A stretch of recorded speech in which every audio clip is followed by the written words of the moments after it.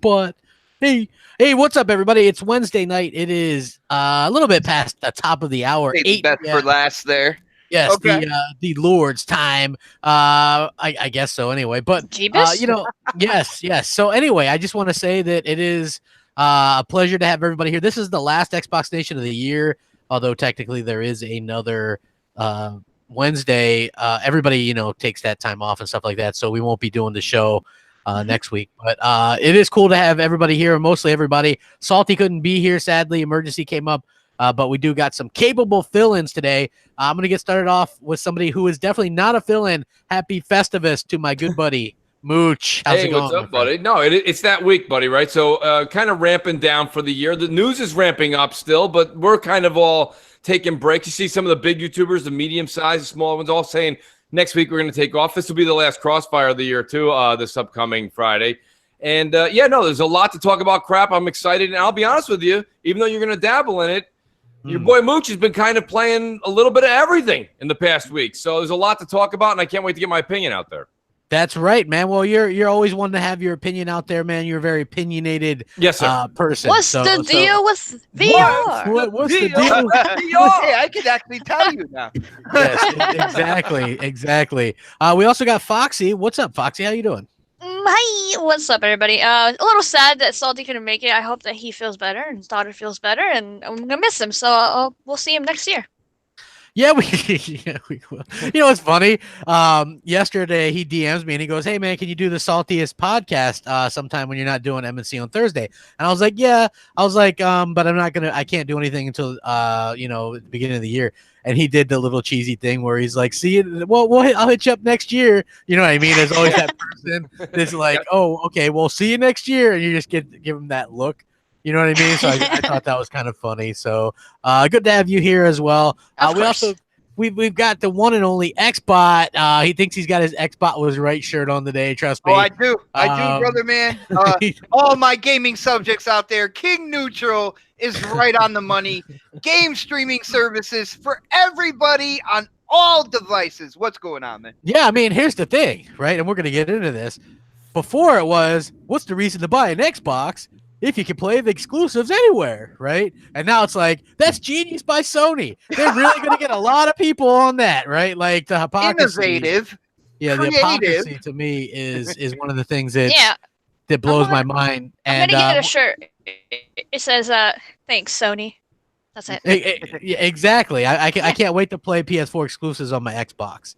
That's going to be amazing, right? Oh, dang. Amazing, yes. And also, last but not least, we got him back. He was going to do the show, but it was his anniversary. I was like, man, forget that, Don. You got to show up anyway, man. But he didn't. He's here this week. The Don. What's up, man? Yeah, man. I got to spend some time with the lady. I mean, she's got her needs. So I hear you, man. I hear you. If I don't show up on the anniversary, I'm in trouble. So, but yeah, I'm glad to be here. I guess Bot's got a new T-shirt, but some reason it's a Baby Gap shirt. I don't know. We're going to have a podcast today, right?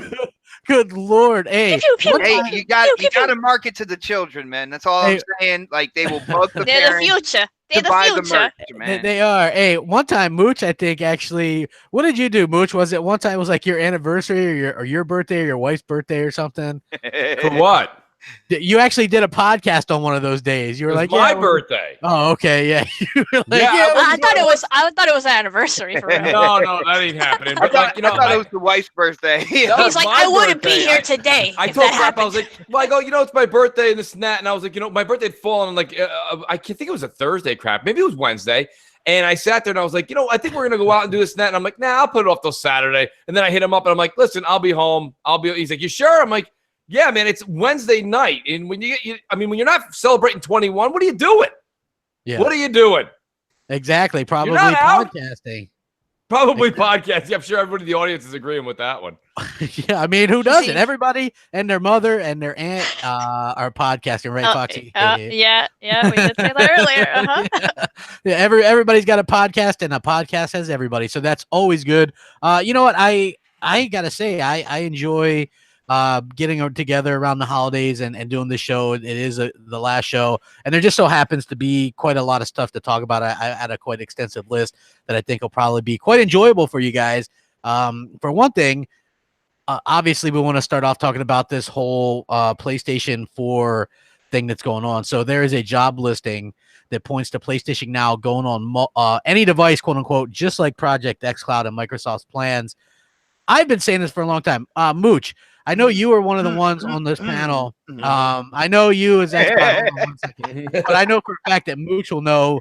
Remember when PlayStation Now was on like TVs and all that stuff, Blu-rays, and then they pulled it. Remember me, you, and I think Dealer, we were all like, they're going to put that on like PC or something, and they're going to put PS4 games on there, remember? Absolutely. I mean, listen, go ahead. My point is this, like, it was inevitable. And we said this a long time ago, and, you know, other people said it more often. I'll go on record saying I said it once or twice. I didn't make a thing of it because, let's be honest, what I think Sony wanted to see happen here is they're in the lead this generation. They didn't need to take any drastic steps to go further in the lead. They're doing just fine. So now Microsoft comes out, starts putting these things all over the place. Their games are on the PC. You know, PC is Xbox, Xbox is PC. So ultimately, Sony sat back, saw it, and said, hey, listen, we've got this. We've got an infrastructure here. It's not launched yet, but we can do this. And now we see that it's socially acceptable. This is no different than 2013, folks, when Microsoft was pitching all this in May of 2013 and everybody booed and hissed the crowd, right? Boo that man. Boo that man. Joseph Medi, that poor man, walked away with more tar and feathers than I've ever seen any executive wear in my life. Yes. And the point of the matter is that Microsoft, like usual, was ahead of the curve on that. And, you know, other people are tweeting out pictures today saying, well, Sony was saying this in 2014. That's fine. They're saying it in 2014. Microsoft was saying it in 2013. And the thing about it is that Sony waited until they saw the audience reaction. And Sony's done this time and time again. And I can't really blame them from a business standpoint. It's smart. Sony going second in 2013, even for the launch of the consoles in this generation, waited to see. We know they had the PlayStation camera in the box. Yeah. And they yanked that thing out when they saw the negative feedback. Of course they did. I mean, they were going to have it's the same thing here. Now they're right, and now it's just the opposite side of the coin. Now they're seeing the positive feedback. Everybody's okay with digital technology. Everybody's leaving physical hardware, right, and physical discs. Everything's going to digital streaming. You see what Google's doing. You see what's going on Amazon, et cetera, et cetera. And now they're like, you know what? Now's the time to attack and launch ours because it's socially acceptable. Well, yeah. Mooch, I got to say, I think Sony actually went first with PlayStation Now and trying to do the whole streaming thing. And like you said, putting it on TVs and stuff like that. They pulled back on it because I don't think there was a lot there. I don't think there was a lot of consumers that were using it on the other devices. But exactly like you said, you see what Google is doing right now. You see Amazon is looking into this as well. You see what Microsoft is doing. And not for anything, this is a good sign if you're a Sony fan as well, because they're going with the flow. They see that what's going on in the industry and where it might be like kind of like changing to. And instead of them being stubborn and kind of digging their heels in the sand and say, no, we're number one and this is the way we do it. Like, they're like, all right, no, we got to hire people. We got to get this stuff ready and we have to get it out there just like the rest of the industry. Right. Yeah, I don't know if LG Nemesis in the chat, I don't know if he's referring to us on the panel or he's talking to folks in the chat, but like what I mean by the 2014 is not that Sony did it in 2014. They presented, there was that screenshot that came out of Andrew House saying that they wanted to have it on all devices back then. So there was an essence of Sony saying this was going to be coming down the pipeline. That's a fact. There's a tweet that's been all over everybody's Twitter feed all day. So I'm not sure if LG knows that or if he's just talking about folks in the chat. But my point being is that now Sony sees that it's acceptable. I mean, you have to admit, crap. Look at where we are. Like, not just the headline that's going on today. I mean, do you remember the ridiculousness of 2013? I mean, 2013 almost feels like Charlie Chaplin films at this point. It does. People were like, right? How dare you take away my physical disc? Now people are using their physical disc as coasters. I pictured him saying that, waddling with a cane in their hand or spinning it around, just like he leans. That's what Charlie Chaplin leans. Yeah, he leans. But you know what? You're right. It's 5 years ago, and almost 6 since it's been revealed in May of next year. And so the funny thing is some people still don't let this stuff go, right? Like, we still hear about that stuff, and you still have the media, the gaming media, taking shots at Xbox no matter what. Right. I mean, we just saw it with Polygon. I was at a loss for words. Okay, that's a joke. That's funny if I do it because I'm not a journalist. But that's not funny if a legit media outlet does it, you know? This is where we are now, Crap, and that's the reason that a lot of people on YouTube are getting more and more famous, is because I think now the gaming media is not truly to be taken seriously at this point. I mean, they're having fun with it. Listen, if that's their thing, if that's their shtick now, that's fine. But they're the farthest thing that I don't think of them as a news source much anymore. You've even got Foxy laying into them, right? Like she's out there laying that wood. You know what I mean? Like IGN. IGN makes it easy for me, and I'm a small content creator. Exactly, but you see the reception to that, because people know that that's a bit of a problem, and so. But I do want to kind of talk about this cloud stuff a little bit more before we get it. That's all topics, and I'm segueing like a madman. Yeah, I'm like, dude, we're gonna be done in like 10 minutes. No, we're still. He got Salty's Red Bull. That's what happened. Yeah. So as you guys know, this stuff, according to this, Sony Interactive Entertainment Cloud Engineer team is working towards, and I quote, putting console quality games on any device, unquote.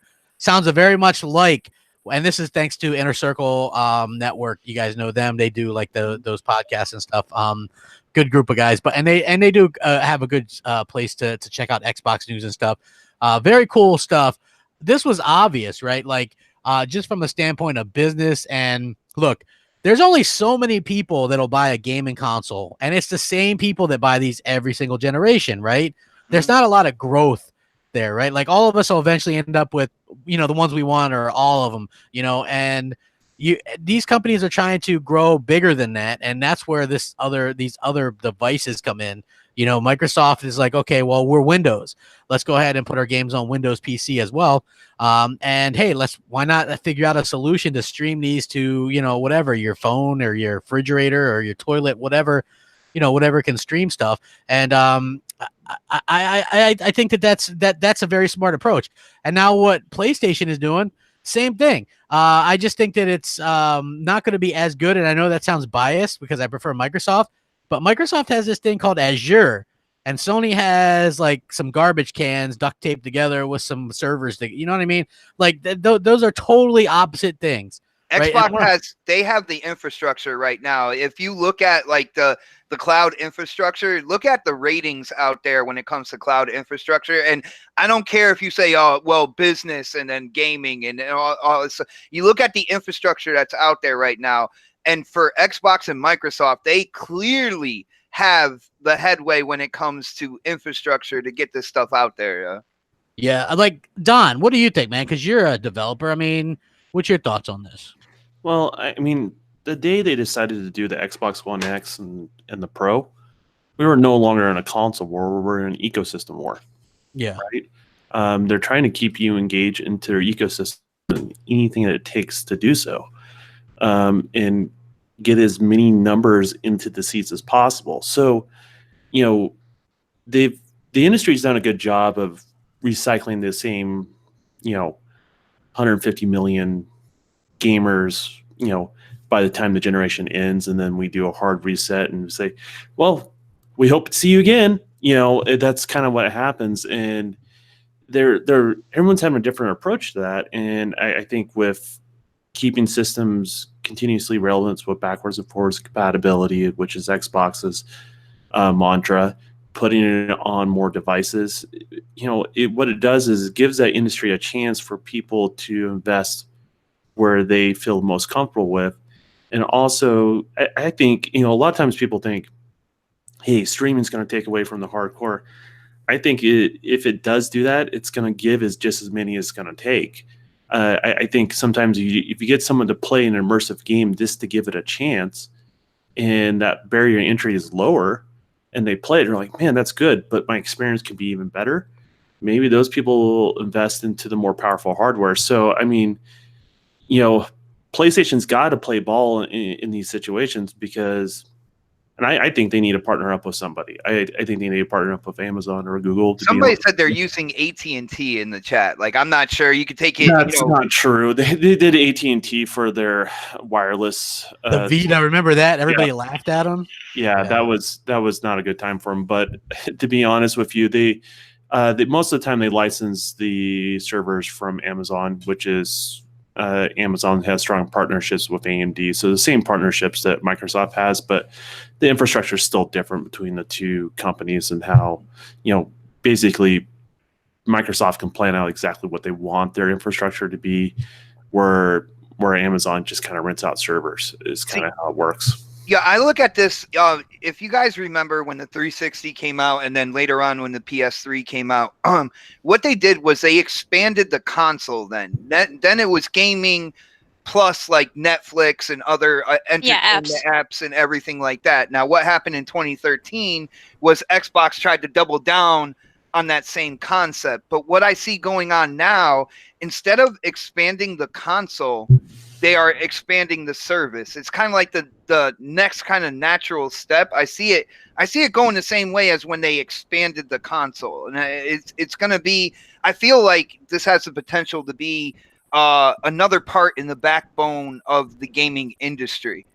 And it's amazing to see, because I know people were telling me on other shows this is like 10 years away, 12 years. I heard 15 at one point in time, and look at this, it's right around the corner. Yeah. Well, I mean, listen, when is Microsoft going to launch theirs? You know what I mean? Like I would wonder when they're going to do that. Do you think they're going to launch it next year? I think they're doing the wait and see what the infrastructure is going to be with other people, as far as like how to monetize it. To be honest with you. Yeah, like a lot of people assume, oh, well, they're just going to do it where if you're paying for gold, that you can play your digital games anywhere. I think they're going to have a service. You know what I mean? Like.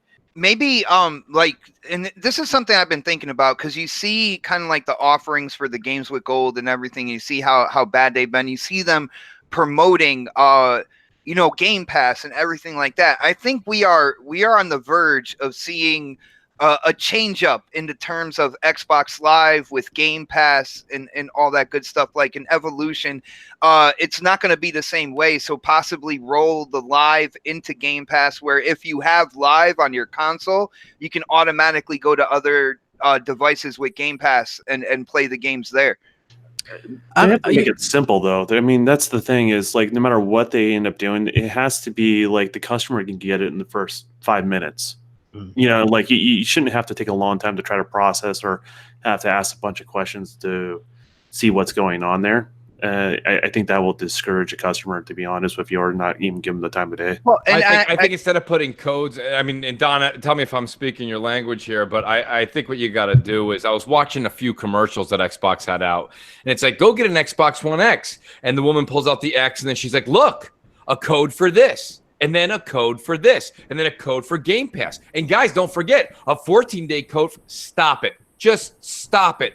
Preload the games on the box. Have Game Pass on there for 3 months. And for God's sakes, stop with the 14 days of gold. Give a new customer 30 days of gold and let them actually try it, and just put it on the box. Like, the point I'm trying to make is what basically the Don is saying. Make it easier for the customer, so that way when they have it, it keeps coming up in their face to buy it and to have that service. Is that a vape thing going in the background? No, that's not me. Sounds like a fan. That's not me.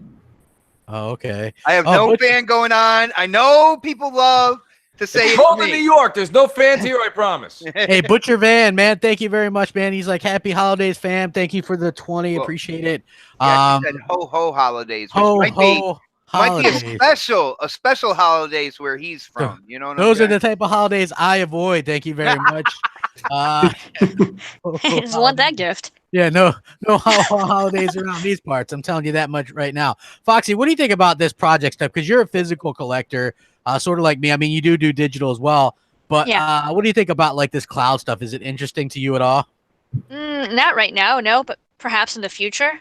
Just like in the past, I wasn't interested in digital at all, but now I have half of my library digital. So I think in the future, as I Fox. Get out of here, sir. Shush. Now, I think it just depends, because I'm a gamer, so I want to play games. So in the future, if that's what I see more of and less physical games and less deals for those, then I'm going to lean more towards digital. Or if I see that the way that they're rolling out this cloud stuff, the streaming stuff, and it's really good, and they bundle it up like you guys have been saying with like other stuff, I could put it together, get a good deal out of it, then I might roll that way. Well, I'm already enjoying Game Pass as it is. It's exciting, and to be honest with you, the digital world, I mean, we don't know. They're kind of like, it's limitless. I mean, there's a lot of possibilities now that it's not just That's pretty funny from but I mean, realistically, I think that we should be excited. You know what I mean? He gave Foxy? another 10. He says extra mayo under the tree. Nice. I'm leaving. Yeah. All right. Well, Merry Christmas, guys. Hope you have a good show. Hey, I Fuck you, appreciate Butcher. that. No, take those $10 back, sir. No, I'm kidding. Take them back. Take it back. But no, hey, Mooch, you're right. I think you know, you're not wrong at all. I think that you're very very right, and it really just depends on kind of people's needs and things like that. Right. Like you Yeah. said, you know, you might want to buy the streaming console for your kids. You know, that's going to be a very cheap option for you. If you have good Absolutely. internet. I don't. So you know, Well, what I here's mean? the thing, though, crap, and you know, it goes back to a few things. Shout out to Sting in the chat who said he made a point to kind of make a joke. But you remember in 2013, it was a big deal. Like, oh my God, you're gonna ping my Xbox every 24 hours. Like, who cares? Like, I actually would get pissed off if I don't have internet running through my Xbox 24 hours a day. So I don't really give a shit. It's just checking my keys to make sure I have my digital access. Second of all, look at what we're talking about here, crap. I mean, look at what's going on in the future, and to have these devices be able to take our games and go anywhere. And crap, to say that you don't have good internet now, again, that's like the old Charlie Chaplin films. You're going to have amazing internet no matter where you are, anywhere. This is the future. About 5 years from now, you said this when we first started doing podcasting. You were getting, I don't remember what it was, like 3 up and 4 down. Well, no. Something I was getting like 12 down and like 5 up. No, dude, I don't even get 5 up now, man. I get like not even 3. Okay, well, Oh. but now you're up to like 20 something down. Yeah, like it's like 25 to 30. I'm just trying to say in that era. Now, is it crazy to say that in 5 more years you're going to be at 50 down and maybe 10 up? I mean, my point being is that like it's evolution. It's where we're going with gaming. And, you know, it's unfortunate because there are still a lot of folks out there. And Foxy, I know we kind of pick on you, but realistically, you said it yourself, even you're coming around, that it's not a physical world anymore. It's just not. We're going digital. You buy your movies that way. You're buying your audio that way. And Demon Orb, Mooch, if I'm out of reality, you must be living under a rock, Demon, because to be honest with you, there's nothing that people are like, hold on, guys. You guys want to all sit around the fire here? We'll sing some holiday tunes. Let me break out that old Dean Martin LP. Get out of here. Which Nobody's pulling out one, a man? record. I just picked up a record player the other day at Walmart, Mooch. We gotta start. Here's start the good listening news, to crap. the Walmart still has a LP. 90-day return policy, so get that thing out of your house. Come on, man. Listen, My brother just bought a record the other day. I was like, oh shit, what is this? Oh, exactly. They sell them at Walmart again. He probably thought it was one of those things that Boom has when he's doing a 360 show on his channel. Oh, You put your console on and it spins. It's a turntable for a cake decorator. Yeah, it's a turntable for his 360 show coming up on YouTube. Foxy, nice promo for your bro. Listen, Yes, I of got course. news for you. No one, if anyone's buying records right now, they're buying them to just kind of sock them away and look at my museum of records. And that's fine. If you're that person, that's fine. But realistically, I think that where we're going, I don't know. We all don't know specifically. We know roughly where it's going. Maybe Don has a couple of years in sight because he's in the business. But realistically, we should be excited. It's exciting. I was excited. You can see where the companies want to go. I mean, at the end of the day, yes, we are getting consoles. We are getting new consoles, new hardware in 2020. You know, you got Anaconda, Scarlet, whatever you want to call it. Right. Dude, there's most Anaconda powerful 1, console. Anaconda 2. Yeah, but there's- at the end of the day, when you look at media and how it's used, like we all listen to music, right? Does Absolutely. anybody on here buy CDs anymore? yes. All right. No. Well, there is still a place for you to do that. But Mhm. if you look at the majority of people out there, even though there's still a place to buy physical CDs, Mhm. everybody's on digital services. You know what I'm saying? Yeah. So the physical will never die. It'll always be there. Right. But the majority of people, this is where the companies want it to go. They want the majority of people to go towards the services. Not only the companies, the people No, themselves, that's they not want true. it to be easy to have Tell access us- to the game. Tell us what's true, Don. Tell us what do you? Said what not are these true. companies- Well, that's not Yeah, true because the yeah. economics just don't make sense for that to be the case. Hmm. I mean, you can make money off streaming, but you can't make more money off of streaming. Elaborate, Don. I mean, you have to have literally so many more clients sign into that service in order to make the same amount of money as you get from one person. Okay, I see what you're saying. So you're saying that they're making it in volume, so it's Yeah. nickels and dimes is what it is, right? So basically, it subsidizes the cost of all the server farms that they have. So gaming gives them an out for hardware that's just sitting stagnant in a building, basically.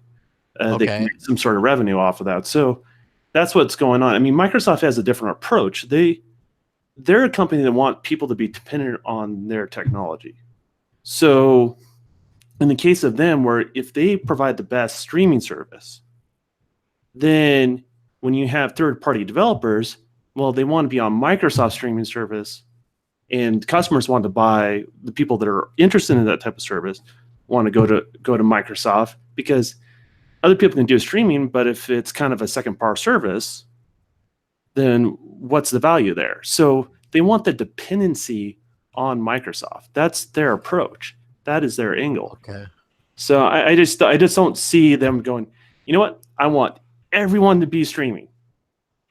People that want to do streaming, cool. People that want to do local hardware, cool. But I don't think they look at it in the sense of we want everybody to be on streaming. Well, they don't want that tomorrow.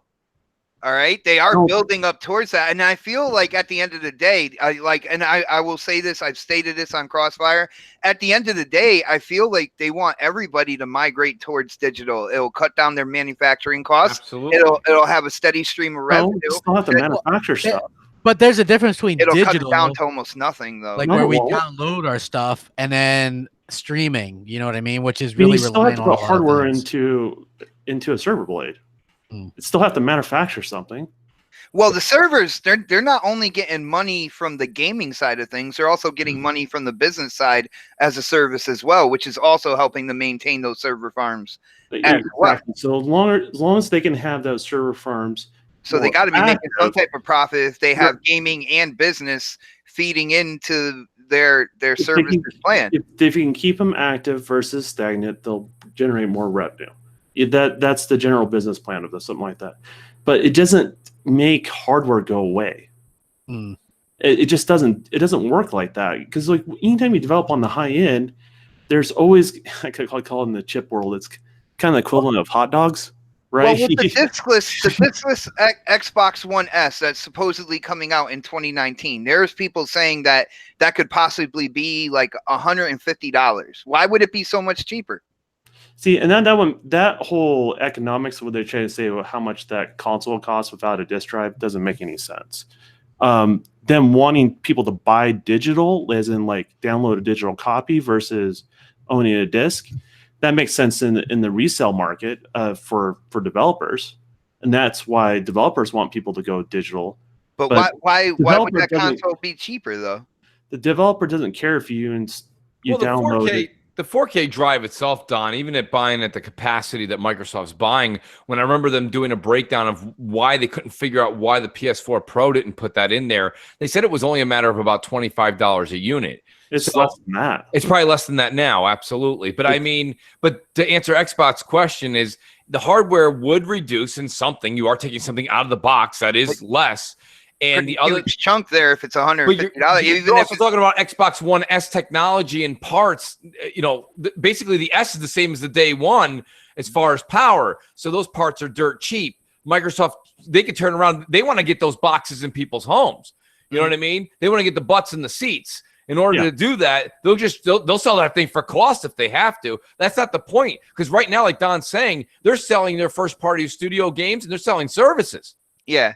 Well, at the end of the day, all right, we'll go services and digital, because right now there is no price difference between a digital copy of a game and a physical copy of the game. All right, they're both $60. Right, and I just had this conversation with Biggie in the chat, and I'll say it to you right now. You know, people say I want it to be cheaper, and listen, I'm on the same argument as you folks saying digital should be cheaper, but don't forget, you do get 2 licenses with a digital purchase, and that's got some value. It drops sooner. I get 2 licenses with the digital. I get my my home console license, and I get my gamer tag license, which is how you are able to game share. That's what I'm trying to say. So you're getting something for your digital. Should it be cheaper? Remember something. Someone brought this up to me years ago when I had this conversation with them, Xbot, and that it's still resounding and it makes sense. Microsoft and Sony have to play a very careful game. Because as much as they love the digital world and the digital space, they don't want to lose ties with places like Walmart, Target, etc. So my point being is that they can't really on day one be like, buy it digitally, 2 licenses, and it's only $49.99 instead of $59.99 at the reseller. Well, they'll say, listen, if you're going to do that, then I'm yanking your system out of my brick and mortar, and that's a problem for Microsoft. Crap, what was the number that Phil said that how many gamers? What was it? 6 billion. I think it was, what is it, like 4 billion or 2 billion? Yeah, 2 billion, 4 billion. Yeah. If they ever reach that demographic, if they ever reach how many billion that Phil said, they're not going to give 2 shits about Walmart. I can guarantee you that, man. Well, yeah, there is a critical mass you get there, and I get where that's coming from. I mean, here's the thing with digital. Digital tends to drop in price sooner. Yes, it does. And very quick. And you own the license. So digital almost competes in the space with other digital platforms. I don't know. Tell Sony exclusives that, because like I see a bunch of PS4 exclusive games that are in like the bargain bin at GameStop right now. Well, I mean, that GameStop, who knows if they're going to be here next year. So they want to be. They're hearing all these different SKUs and everything, and they're like, yo, people are going to trade shit in because they might get confused. We need to be here for that point in time, yo. Yeah, I mean, they could be here. I mean, who knows? I don't want to see them go out of business, but you know, it does. I don't know. For them. I love physical, and I don't like GameStop, so. Yeah. I don't like the way they do things. They do it all wrong. They don't know how to communicate with the customer. They just it's just a whole bunch of suits to try to sell this stuff and resell this stuff. So I don't really like the way that they handle it. Yeah, you know, like they rubbed me wrong a few ways. One time I bought like some new games from them, and they're not even in the shrink wrap. And you know what I mean? Oh, that's because you know ex-employees already played them. That's why. Exactly. Oh, I used to play all of them. What are you talking about? Yeah, my brother too. That's how I played Witcher. That's how I tried a whole bunch of games. Oh yeah. Oh yeah. You know what? I kind of want to talk about this. Like obviously this is kind of a big deal, but I wanted to talk a little bit about the Xbox Anaconda. Okay, this is a little bit hard to keep up with, so pay attention. It's hard for me to keep up with, and I'm like into the tech side of stuff. I wonder how the masses are going to deal with it. So, Anaconda is the Scarlet, right? Is the Scarlet Pro. Right. Lockhart is the Scarlet S.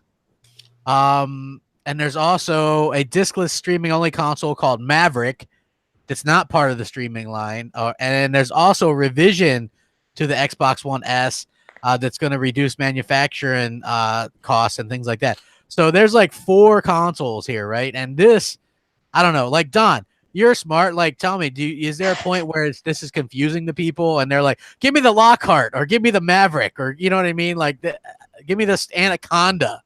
You know, what's the deal? Did Crab just say, give me the Anaconda to the Don? Yeah, give me the Anaconda. Okay. Don. Come on. No. I'm looking on snakes on a plane right now. Yeah, I'm tired of these snakes on this plane. Yeah. Snakes! Snakes! Where? What? Snakes? I don't know those snakes. Go ahead, Don. It sounds like when you're like one of those pitch meetings where you write a bunch of stuff on the whiteboard and you're just trying to get the ideas like written down, and then eventually you kind of have to cut a bunch of stuff. This is what it sounds like, is a bunch of leaks of things right before they have to kind of trim the fat of what's going to actually be released versus not. But maybe all 4 will come out. It just doesn't make any sense to me to have that many SKUs. You want to flood the market, but you want to make it simple for your customers to kind of understand what they're picking up, you know, and give that appeal where the customer knows exactly what they're getting in the first 5 minutes of looking at something. I think, and Don, tell me if I'm wrong here. And Crap, you said this about a year ago. I hope they never put too many SKUs out. I don't know what they're doing with this. I hope it's a rumor and I hope it's wrong. They should have a Scarlet, okay, or they're calling it Anaconda. That's fine. Scarlet, and then a cheaper version. Period. Yeah. Okay, a pro version, and then a regular entry level version. Done.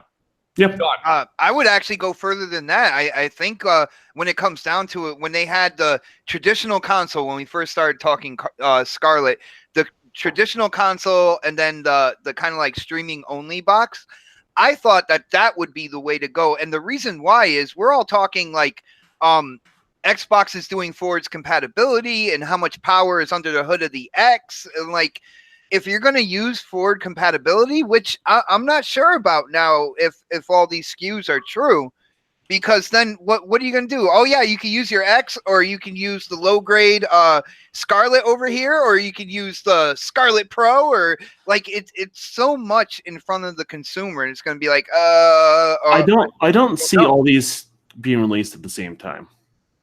I just don't. Well, you know what, Don? I mentioned this earlier, and people said I was crazy. I said it makes no sense to release an S discless in 2019 if you're coming out with a successor in 2020. Oh, I agree. I mean, if the S discless is the new streaming box, then yeah, that makes sense. Yeah, if it's the streaming box, because you just now consolidated two of those projects into one.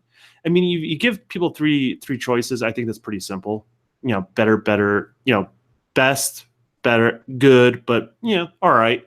You know, and the streaming could be the all right. There's the better, which would be the S equivalent, and be the other.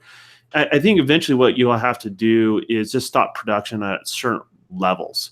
So, like for example, like 2019, you're going to see the S just stop in production because the next SKU is going to be coming out in regards to that, and so it just kind of swoops into that space. And the year after that, the Anaconda model will be right after that. That's how I see it going. I don't see it like space, like mid-gen sort of thing, but I don't see them all releasing in the same year sort of scenario. In regards to, maybe I'm wrong, maybe that's not their strategy. I don't know what their strategy is, but I think staggering it out the way you're talking about, Don, is the only way they can honestly have 4 SKUs and make it not so confusing. And I actually applaud you for being so pro Xbox there, but I think even 3 SKUs is too much to launch at once.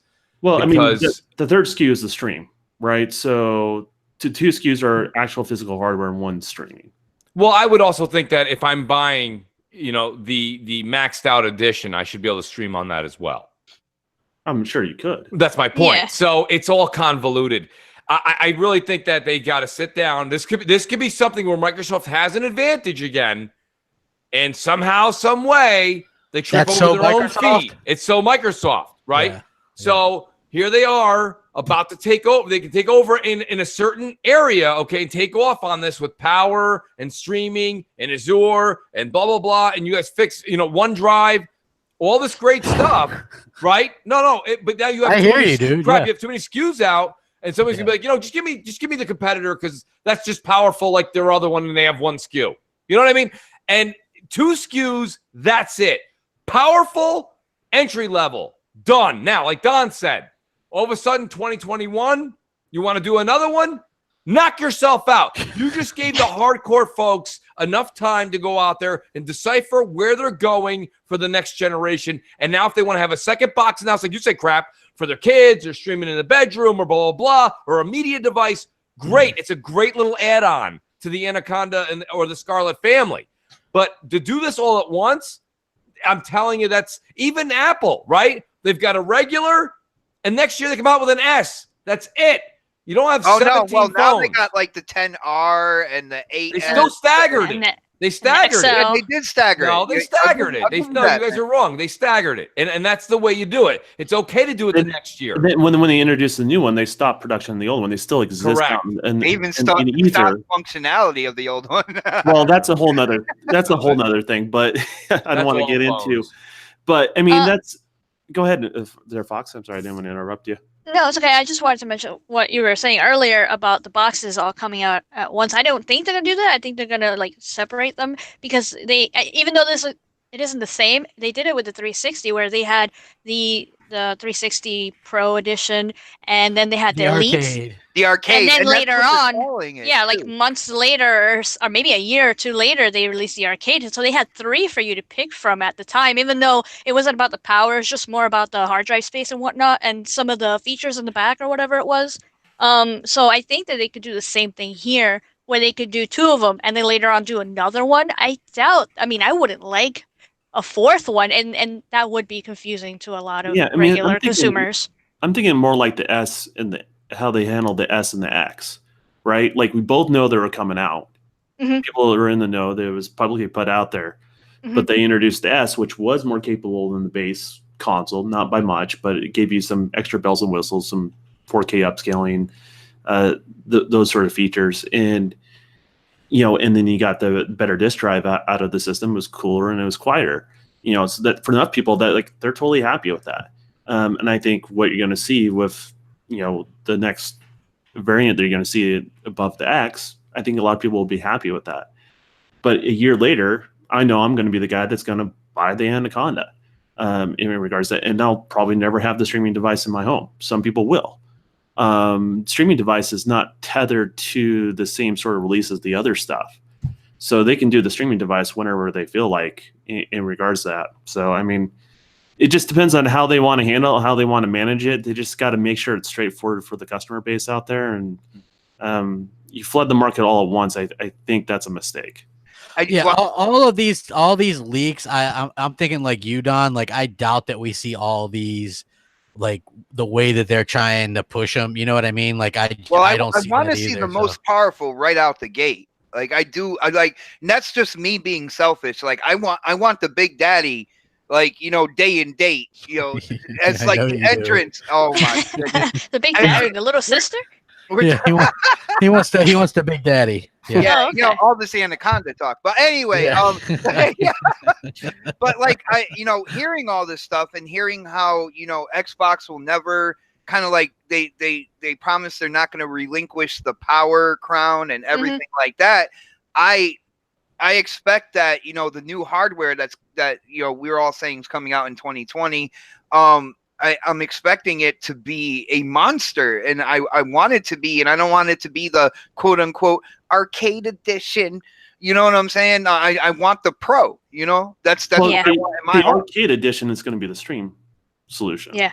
I mean, if you really look at it. Well, that's not what in the article and all that good stuff. They said arcade, then they said streaming. Like kind of like what they did with the 360. They had the arcade edition, which didn't come with the hard drive. If you remember, if you wanted the hard drive, you would have to buy it again. It was very kind of like bare bones 360. That's what a streaming device is. It's bare bones. But from what I'm hearing, there's a different SKU that is the streaming device, and it's not that one that's labeled arcade. It's always been two physical hardware. And people got confused, I think, when they started hearing the streaming stuff being talked about, because it's talked about different times and stuff like that. It's always been two physical pieces of hardware. They were co-developing at the same time, and the streaming thing has been a separate thing that's part of Xbox, but it's always been something they've been working on the side. Mm-hmm. Yeah, definitely. I mean, that's interesting though, because I think you're right. Like I do think we're gonna see, multiple. I just don't think we're gonna see 4. Like that's very confusing. I mean, expect the S to be gone by then. Expect the X to be gone, like no longer in production at a certain point. I think before these even come out, I think production on. Do you still stand by that? You think that we're gonna see forward compatibility? I haven't seen anything that would make it not possible. Well, what about the CPUs? Not matching up. You know what I mean? Obviously, they're going to go with the different. Yeah, but that already exists today. I mean, right. I was just saying that's happening right now. The thing that really runs it is, makes it so that all that hardware scales correctly is Windows. And guess who makes Windows? Microsoft. So, and that's already built into our systems now. Like there's so much stuff that we can scale back. I mean, people don't realize how powerful your S is. And this goes with the base model PS4 as well. Like those systems are way more powerful than people realize, but people get so fixated on one portion of graphics, which is the pixel count or the frame rate. And those customers probably are not going to care about the pixel count at that point. So you're not restricted by that. There's also most of the CPU stuff is going to be draw cores or physics stuff that's not really game dependent physics, if that makes any sense. So stuff that's running in the background that gives it a graphic enhancements like particle effects moving, but like say leaves blown in the background, for example. They don't really do anything; they just blow in the background. Well, you scale that back on the S. That's fine. It's no big deal. Yeah, You just don't have- details like that. Yeah. You don't have as many sparks Right. flying in a Michael Bay moment. It's those sort of things can be scaled back, and there's a lot of room to play with that sort of stuff. I just people don't realize where hardware was before, where hardware is now, and what wall we're running into kind of going forward. So, I mean, I just don't see it not being scalable, but that's up to Microsoft if they're going to do that, and it's up to Sony if they're going to decide to go with that or not. So, yeah, I think the same way, Crap, that they started having people issue. We can have screenshots and picture and share on social media. What does that do? That makes somebody who's on the fence about buying a game do what? Buy the game, maybe, right? Even if it may tip the scales. All of a sudden, you're like, I'm not buying this game. Then 5 of your friends or people you follow on YouTube or Twitter that you're following, they tweet it out like, this game's so great, blah, blah, blah. Check out these graphics. This is so much fun. You're like, maybe I was wrong on my guess. Let me try that game out. And the same thing kind of happens when you release the shackles of having this well, this is 30 frames and this is going to be 60 frames. And listen, PC's been doing this for ages. Okay. I think it's time to just let the consumer buy and beware. When you're buying an S, you're getting 30 frames. When you're buying an X, I'm trying to fast forward this. Scarlet, you're going to be getting 60 frames. Or PS5, you're going to get 60 frames. So the backward and forward compatibility thing, it's inevitable. That's why they're using this x86 architecture. It's why they chose to go down this path. It's to say, are they going to do it? Listen, you guys might all say, well, no, they won't do it day one. Fine. They didn't do back compat day one. But they're going to do it this next generation. They're going to have forward and back compat. And that's the way it's going to be moving forward. Because, Don, you have to give me at least this. Phil said he believes when you buy a game, that game should go with you. Yeah. And he didn't just mean in your pocket or a different device. He means you own it indefinitely. And he meant the way PC. Like, I have friends of mine that used to say this at the beginning of the generation that are only PC gamers. They're like, Mooch, I don't know why you do that on console. They're like, I've been buying PC games for a better part of a decade, and I can play any of those whenever I want. And that's what Phil's trying to bring, that service. So backward and forward compatibility on an Xbox is inevitable. That's for sure.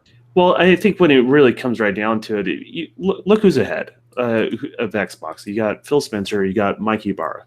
I mean, you guys criticize both you and Mooch of, basically Crap and Mooch both have criticized those two and say they're big PC guys. And, sometimes their mindsets in that PC world. Mm-hmm. Well, in that PC world is forwards and backwards compatibility. Absolutely. And that PC world is taking your games and making them capable or making them take advantage of the hardware that's there. So what they're doing is they're applying that into the console space as we've seen as of to date, which is making it easier for developers to do that. Part of the whole, hey, we're friendly with PC now is so we can get support on the console side of things on multiple SKUs. It's getting developers in that mindset of that. And developers are liking it. The whole x86 thing, that was it's kind of what came first, the chicken or the egg, but the developers have been pushing the x86 all last gen.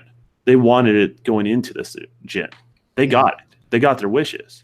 Mm-hmm. Now that we have forwards and backwards compatibility between the two competitors, developers are now expressing themselves. They want that to continue to go forward in regards to that. So, if that's any sort of indicator of what happened in the beginning of this generation leading into what the next group of hardware is going to be and streaming services, here's the thing, too. On the streaming services, if I develop something for Xbox and I draw I do my multiple performance profiles for all the different boxes that Xbox has, when it comes to streaming, I don't want to have to do shit.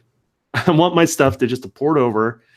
Their API handles everything, and their data center handles everything, and it handles like it was developed on that box, that's under your television. Now, obviously, there's going to be some latency differences and stuff like that. There's going to be inevitable with all streaming devices going forward, but I don't want to have to do any extra work as a developer. And if you want to have anything from any support to even some of the AAA publishers, you got to have that as well. So it's all part of it. I mean, Don, I just want to know, Don, when it comes down, because you said latency and everything like that, and I know that's one of the things for people who don't know. This is one of the conversations that me and Don have had in party chats and shows and everything like that in terms of streaming and latency and all that. But Don, aren't you curious to know like what kind of latency solutions they have hardware wise that they're talking about with the streaming box? You know what I'm saying? I've already been talking about it. Predictive rendering.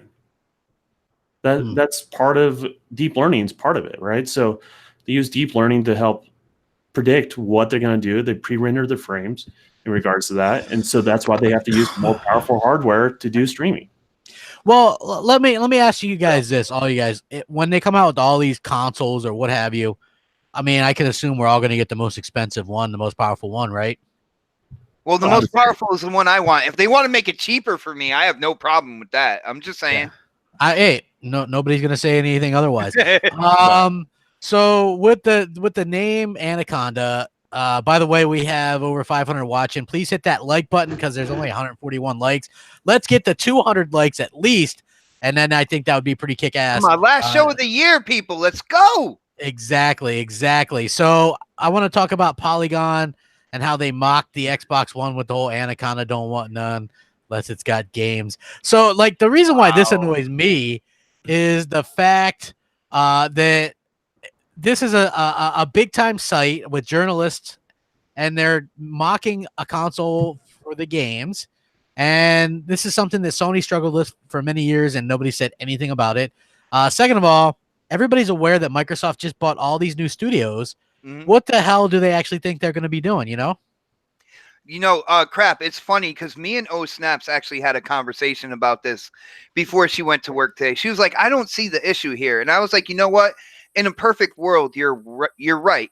All right. There might possibly be no issue here. But then when you look at it being Polygon and big gaming media, first off, they're supposed to have like the inside track on the industry in terms of news. So they know the studios that were acquired. Not only that, if you look at what they offered for Xbox this year, you might not like it. All right. Other gamers out there might not like it, but they offered Sea of Thieves. They offered State of Decay 2, Forza Horizon, Ashen, Below, and they added more games to Game Pass. And when you kind of look at it in hindsight, like they did a lot this year, in my opinion. All right. And at the end of the day, you really can't say has no games when I just went down a list of games that came out on Xbox. You put all that together with them being big gaming media. It's like, what the hell are you doing? I understand a joke is a joke, but you should know better than that. You have the inside track. You call up Xbox and Phil answers. You know what I'm saying? I can't do that. Well, I'll put a different spin on it. You know, this is the problem. A lot of people are like, there's no gaming media bias. There certainly is, folks. And listen, it's easy. It's simple. You know, just think of it this way. Here you have a situation where, okay, we piled on Xbox. We're even critical of Xbox. These are the things that they did wrong in this generation.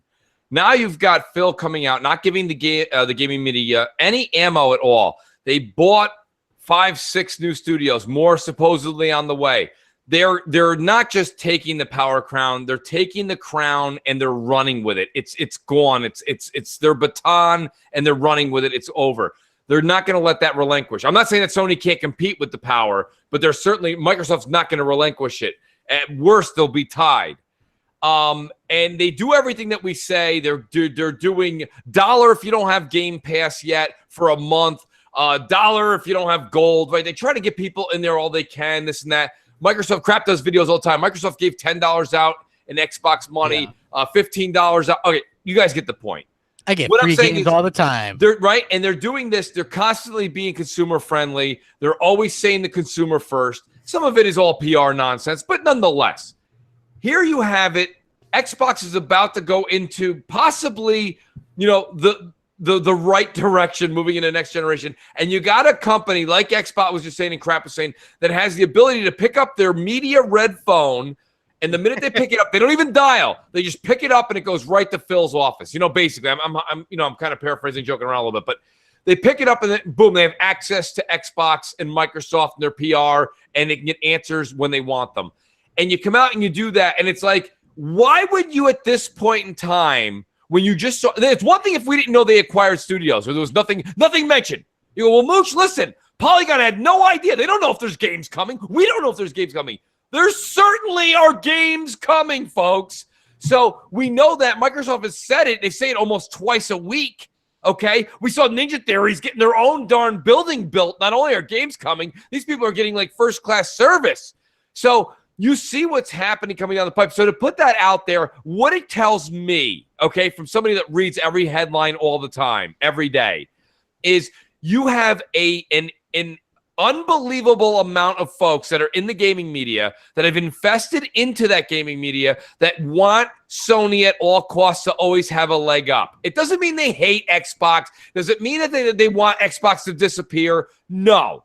But they have an angst. They have an issue with Microsoft excelling, and they will do whatever they can, even if it's just nasty or fun clickbait, to do that. And personally, I think that's piss poor as a major gaming media outlet. You guys can all disagree with that. That's fine. But that's piss poor to do. If it's somebody else or YouTube, I'd say that's funny. I say go for it. Knock yourself out. You're an entertainer. You made us all laugh.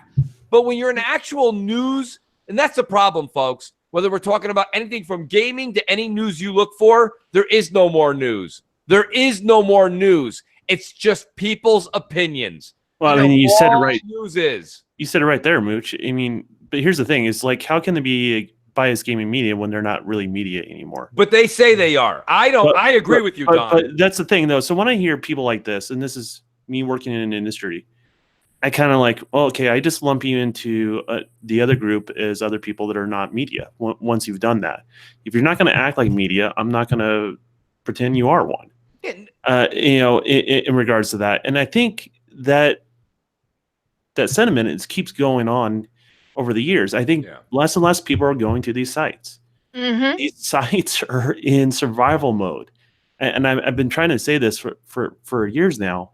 And I think think of anyone interact with in gaming. Ask them the last time they went to a GameSpot or IGN or anything like that. You'll find like a good chunk of those people no longer go to those sites. And they're leaving in droves because there are other places where if you want opinions about games, there's plenty of other places to do it. And there's not a shortage of them.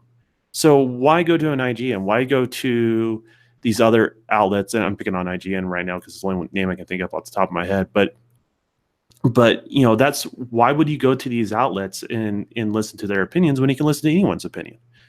And as far as gaming goes. So, I mean, I don't look them as media. Here's the thing, Don, and I like your pitch there. And I think you're right. There's nothing where you're wrong there at all, to be honest with you. However, there are the casuals in the casual market, because you can't sit there and say that IGN that has, and I haven't looked, because like you said, I don't go there anymore.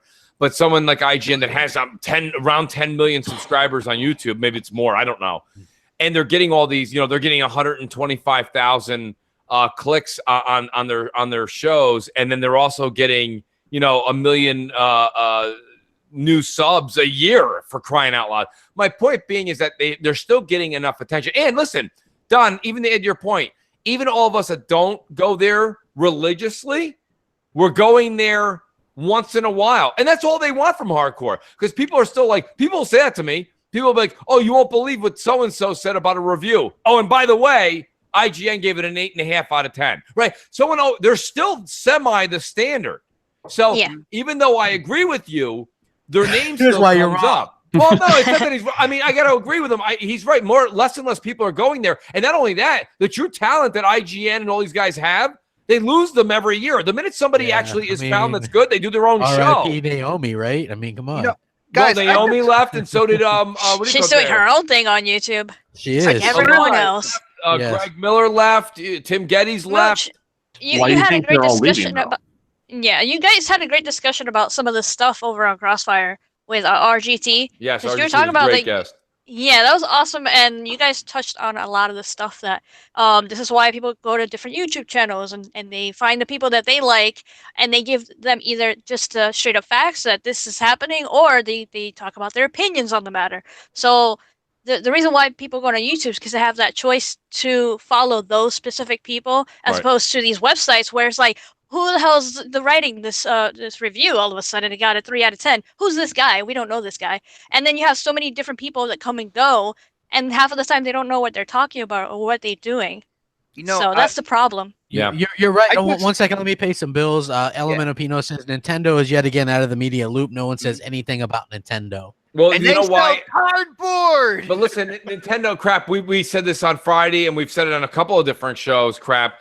That the reason Nintendo doesn't get slack is I say this even though it's selling like absolute crazy, and I'm loving the Switch right There's now. some Milana Pierce fans in the chat, Mooch. They must be Mooch maniacs. Absolutely, they're mooch maniacs. God bless all of you, and happy holidays, Merry Christmas to everyone. Listen, here's the thing, crap. I'll be really honest with you.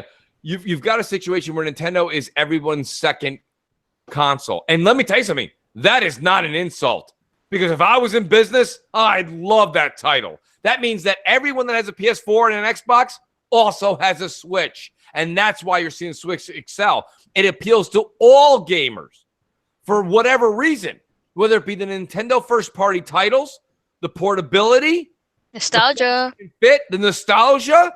It's I mean, a let me hell of a tell you something. drug. Take that nostalgia and let's run with it, Foxy. I just signed up for Nintendo Online for the family, and I got 30 games, and 10 of the 30, I love them. They're fantastic. They're from the Nintendo era, and I'm losing my mind. I'm sitting there playing Ghosts and Goblins when I still have to finish Red Dead. You haven't how finished good it Red is. Dead yet? Arthur. 75% of people are still wondering where Hosea, Arthur. They don't even give a shit. They're done. They're like, I'm done with it. I loved it. It's great. No, I'm gonna play some Red Dead later tonight. But I mean, to be honest with you, nostalgia is a hell of a drug, Fox. You know that. And Yep. Nintendo, Back and pat, baby. Nintendo's the drug dealer. Oh, And hey, listen, we're all buying. yeah. Dude, I got my are. Super Nintendo Classic. I absolutely love the thing. I was playing it before we started the show tonight, man. That's right. See, Hell wait, yeah. what are you playing? The Super Nintendo Classic. I was playing Super Mario World before we got on tonight.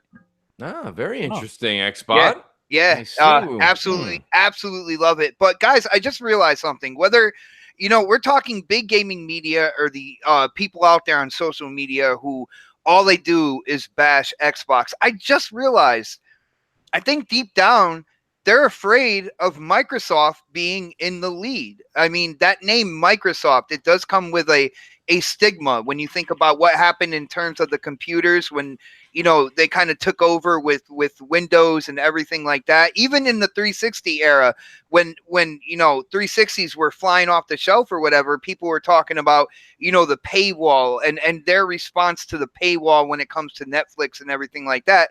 People didn't really like that. I think people are afraid of Microsoft being in the lead, man, and I think that's big gaming as well, because they're afraid of what they might do if they go back to what kind of like that impression of Microsoft is. And when it comes down to that, guys, just look at who is running Xbox right now. I don't think anybody would have anything to worry about. I don't think anyone should be afraid of the lead, right? I mean, if someone is, I think deep down they are, man. I swear. Like, I just started realizing that. I'm like, hold on. But what I'm saying is, if a company has earned your dollar, why should you be afraid of them being in a lead? It doesn't matter if you're a media personality or just into games. It shouldn't matter if they're in the lead if they've earned that position. And that goes with Sony as well, or PC platform or Nintendo. I don't really care what the platform is. Well, Sony has been in the lead in the industry, for a while, like especially before the 360, and people were more comfortable with that because they didn't feel like Sony went anything kind of like really demonstrative. Well, I'm just saying there should be a reframing of people when they look at all that sort of stuff. Like when Sony first hit the market, they were the stranger in the industry when they hit the PlayStation 1. And people weren't afraid of them being the lead because they brought a better product to the market. They made games cheaper, made games more capable, and they got more developers to make that leap to the next generation that we didn't see before. So, I mean, Sony has done good in the industry in the past, and so if they earned that position, I'm totally okay with it. But when the company doesn't earn that position, I think that's when you get some of some people have gripes, and I think those are somewhat legitimate. But if a company is doing everything right, and then you shouldn't be afraid of that. I think that's a good thing. But I also think, oh, my bad. I was to say, but I also think there are people within big gaming media as well who have kind of like that fear deep down and will lash out at Microsoft, will take nudges and jabs and everything like that just to kind of make sure, you don't get that positive delivery. And that's just, going on. I mean, we all know that's kind of silly, right? Because you shouldn't have to justify your purchases that way. in regards to that, you should like what you like and play what you like, and it's fine expressing that sort of things. But when you constantly take those jabs, then you need to classify yourself as not as media. I mean, there's certain ways I got to act and behave being a developer. Yeah. There's certain things I can't just goof around out. Yeah, you guys should hear him in a party because it's all unchained then. In an Xbox Live party, it's unchained right there. Yeah, Don still keeps his monotone voice, which I appreciate. But you get where I'm kind of going with that. Like, there's a certain way I got to behave as a developer. And there's a certain way that the media has to behave. And I think, we all have sort of restrictions or expectations that are put on us, even as adults.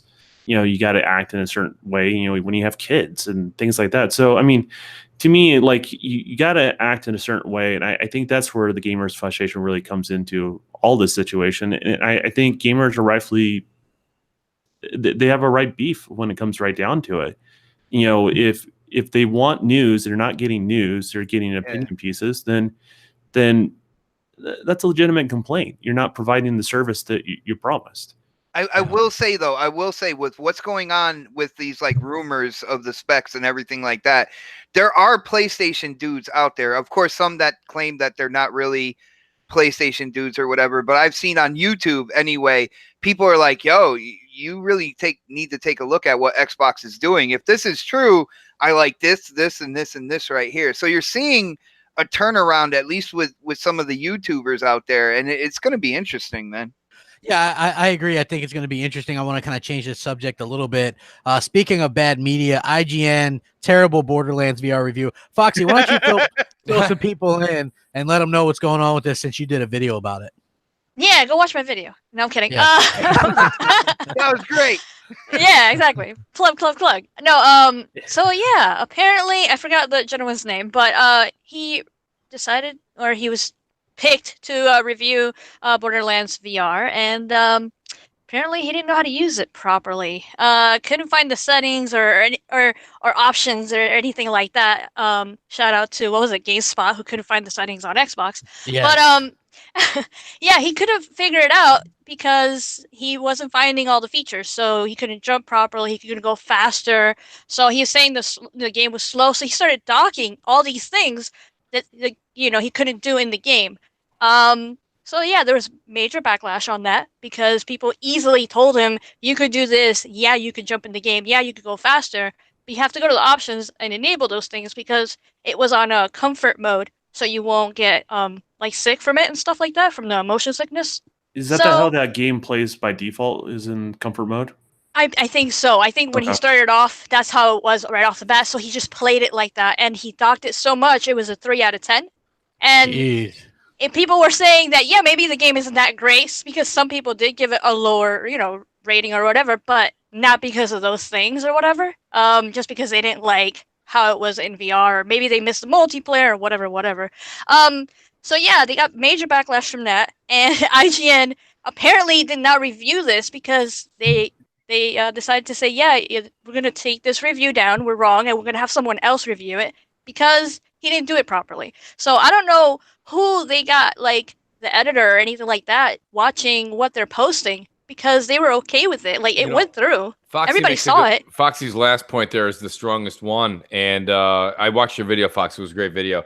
I'll be honest with you. I think that we've got, this is the problem. You've got this mix mash of nonsense at IGN right now, because whether something's a written editorial or whether it's something that's a video, it's supposed to go through some sort of a senior editor.